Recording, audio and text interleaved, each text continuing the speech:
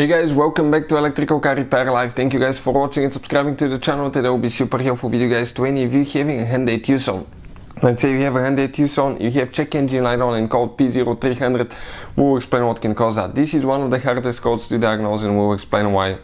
It could be multiple things and we'll explain where to start, what to look for, and what we see quite often at the shop. It should work on multiple engines and generation Hyundai Tucson, so stay with us and we'll explain what we're talking about.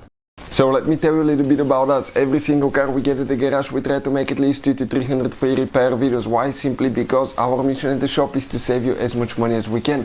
All we need guys in return, please subscribe to the channel, like the video, that way we can keep providing this free information to you. Another thing guys, if you need to buy parts, tools for a really good price and quick shipping as well, check out the link in the description of the video below. That's where we get all our supplies from. So this right here guys, okay, is a Hyundai Tucson engine, 2.4 GDI engine. So if you have a code P0300, what that means? It means Random Cylinder Misfire.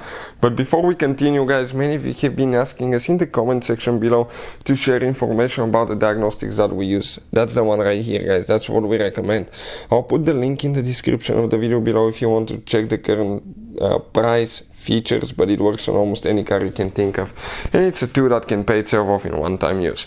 So what is a code P0300? Random Cylinder Misfire. That is really hard to diagnose because random cylinder could be, let's say, all of a sudden you have misfire on cylinder number 1, then you have a misfire on cylinder number 3, but then cylinder number 3 works good and then it moves to cylinder number 2 or multiple at the same time.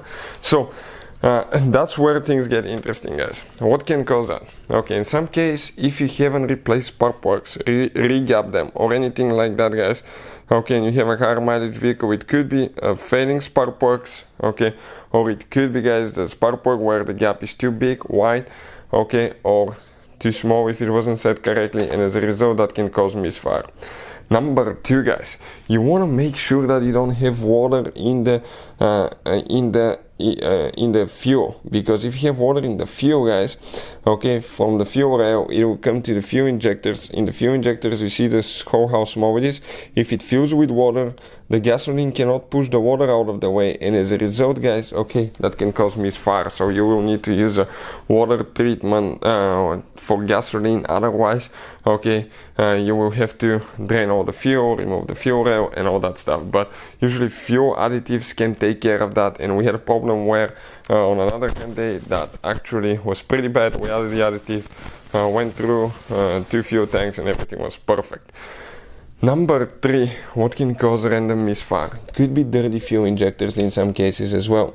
If the fuel injectors are too dirty guys, okay, they may not spray correctly, they may not spray enough fuel, and that can lead to misfire as well.